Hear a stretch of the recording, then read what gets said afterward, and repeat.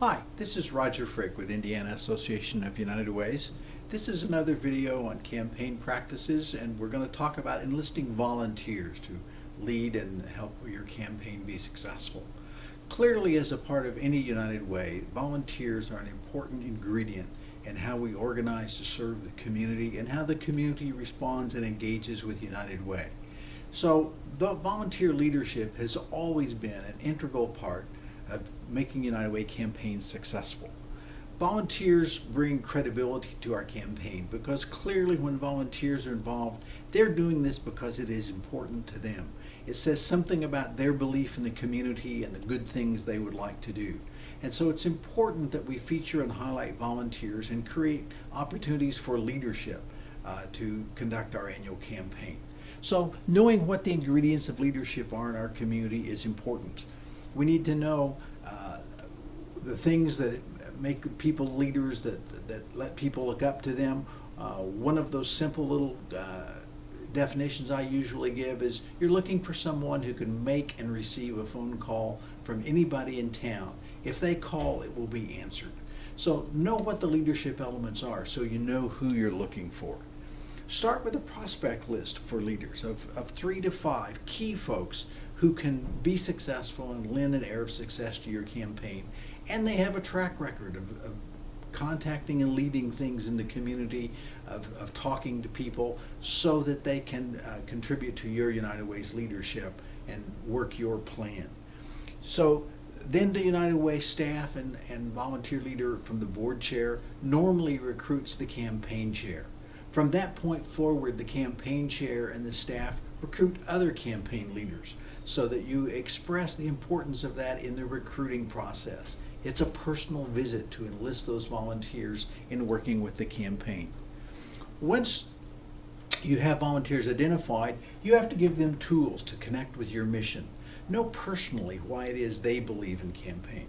Many times United Way cabinets have had an early conversation of just what was the first time you gave to United Way and why was it important to you. Once people get a chance to articulate that, you begin to help people connect with what's important about United Way and our community to each one personally. And that helps as they continue to work through the campaign and do the work of soliciting and recruiting others to join them. Volunteers look for jobs that have challenge so that they can be successful.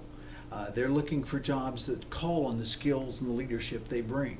And so we need to define the work of the campaign leaders, whether it be the campaign chair or in charge of a specific segment of the campaign. What's the challenge and what's the success that our volunteers can be when they take those jobs so that they know what success is? We need to inquire of them, what is success to them?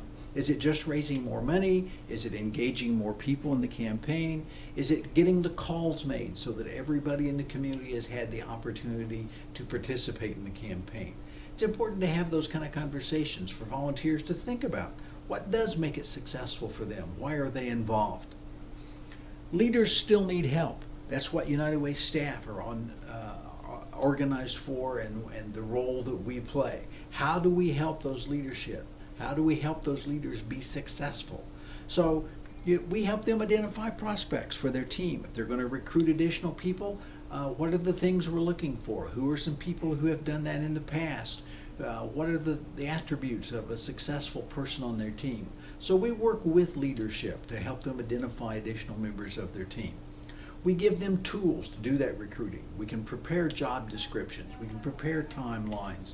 We can prepare the goals and challenges of our campaign so that it provides the tools to identify what volunteers' responsibility is and what's expected of them. And so once we get a volunteer team and the leadership put together, that forms the cadre of folks that will help us organize and reach into the community to do the work.